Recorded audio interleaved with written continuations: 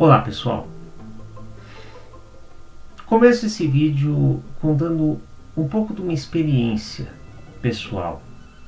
Desde o momento que eu comecei a fazer vídeo aqui, eu sempre escrevia um pouco texto. Os vídeos que eu fazia eram baseados ora em notícias, ora em destaques que eu tinha visto durante o dia e que me inspiravam a falar sobre um determinado assunto. Basicamente para isso que servia o Olá. Pegar um assunto do cotidiano, um assunto importante, relevante, e torná-lo em um vídeo. Da mesma forma que no passado eu fiz com texto, eu fiz escrevendo textos, ou crônicas, ou contos relacionados com fatos que eu tinha passado, tinha visto acontecer.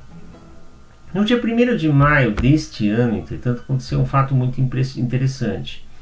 Nós começávamos na pandemia a ter a proibição de aglomerações.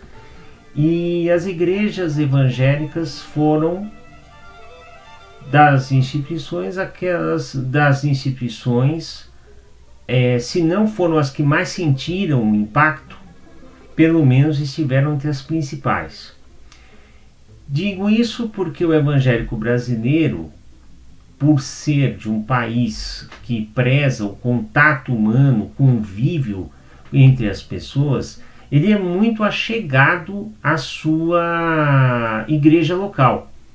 Em regra, esqueça um pouco aquilo que você vê ou que você deixa de pensar sobre o indivíduo que fica pedindo dinheiro lá dentro na TV, ou a pessoa que fica vendendo bênção em troca de dízimo, trízimo, quadrízimo, o que tiver na frente.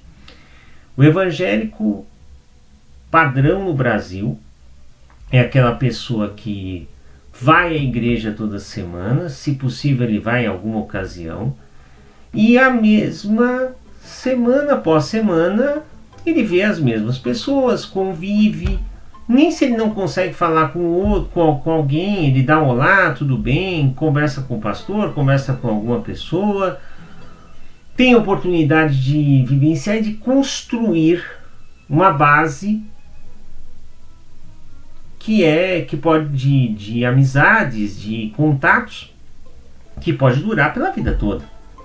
Esse é o conceito, ou explicando sem muito termo técnico interno de igreja, tal, do que se chama comunhão. Por esse motivo, o evangélico brasileiro sentiu bastante esse período de exílio das atividades da igreja. Durante esse tempo, durante esse tempo se discutiu muito, tivemos imensas discussões sobre ceia ou não ceia, sobre se era interessante fazer ceia online, batismo online. A gente viu muita coisa grotesca no meio evangélico. Mas eu me lembro, voltando ao que eu estava falando de 1º de maio, que eu tive um primeiro contato com muitas pessoas através de uma chamada da minha igreja, pela chamada pelo Zoom. E me senti inspirado para dizer o que eu repito hoje.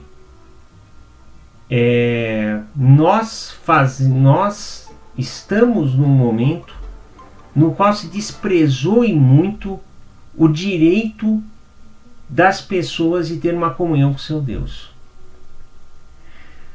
Não me espanta muito isso, porque essa pandemia é a primeira, talvez, na história da humanidade, na qual o homem deixou um pouco Deus de lado, ou melhor, deixou mesmo Deus de lado, para confiar exclusivamente na ciência.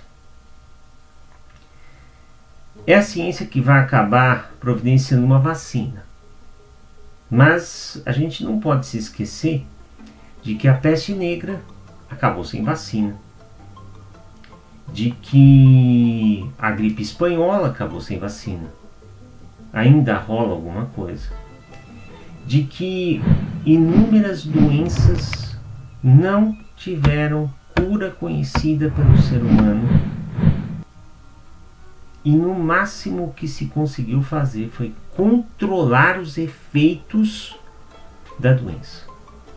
O hashtag Fique em Casa que você fala é justamente para você evitar que o contágio que o coronavírus contagie o máximo de pessoas possíveis. E por conta disso, se colocou na cabeça que a ciência e só a ciência conseguirá nos salvar dessa condição. O que, na verdade, tem total razão. Desde que não se tire o fato de que a ciência nem sempre encontra respostas. Quando você deixa Deus de lado para confiar excessivamente no homem ou excessivamente em si mesmo, duas coisas relevantes acontecem. A primeira, o ser humano assume uma arrogância acima da média. Foi o que a gente viu e é o que a gente tem visto na sociedade com relação aos evangélicos, principalmente dentro das elites. Mas o mais relevante é que quando você abandona Deus, Ele também te abandona. Ou melhor dizendo, como disseram a respeito do 11 de setembro, se eu não me engano foi a filha do Billy Graham que disse: quando nós pedimos a Deus que se retire de nossas vidas, Ele gentilmente, como um bom cavalheiro, se retira. E, de uma certa forma, é isso que tem acontecido na pandemia. Durante esse pequeno espaço de tempo, nós vimos muitas discussões no meio evangélico. Mas uma coisa que eu percebi foi a dor das pessoas. Deu para entender um pouquinho o que é a dor de você ter um hábito que muitas vezes é o único hábito, porque o evangélico brasileiro, o evangélico na maior parte das vezes tem como contato principal a igreja, é o ponto focal dele, é o porto seguro, o ponto focal, que muitas vezes lhe é arrancado. E sentir o quanto as pessoas precisam do contato umas com as outras. Discutiu-se muita coisa nesse tempo. Discutiu-se se a igreja ia mudar, se virtualmente ia colocar, mas uma coisa parece ter ficado clara.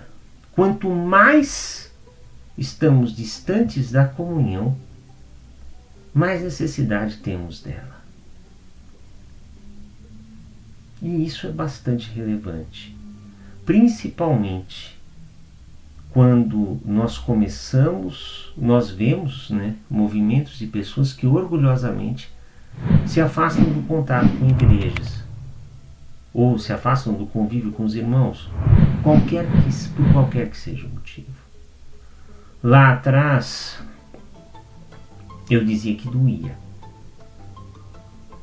E hoje, mesmo imaginando que não dê para ir à igreja porque há outras pessoas que ficam mais, que precisam mais, porque não tem como ter o contato, porque não tem como ter o YouTube à disposição, o Zoom ou qualquer outro equipamento.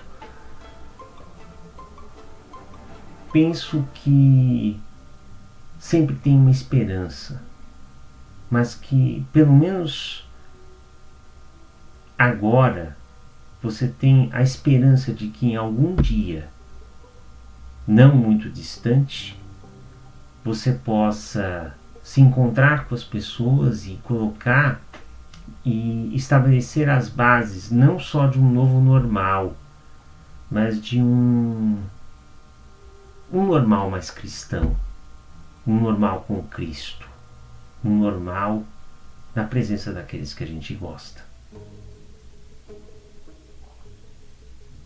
na presença de todos. os amigos, os inimigos que se tornam irmãos. Isso, de fato, não tem preço. Bem, pessoal, foi isso. Daqui eu me despeço. Se você gostou, curta, compartilhe.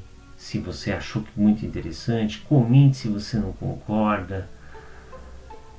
Mas pense, tempos melhores virão. Pode ter certeza disso.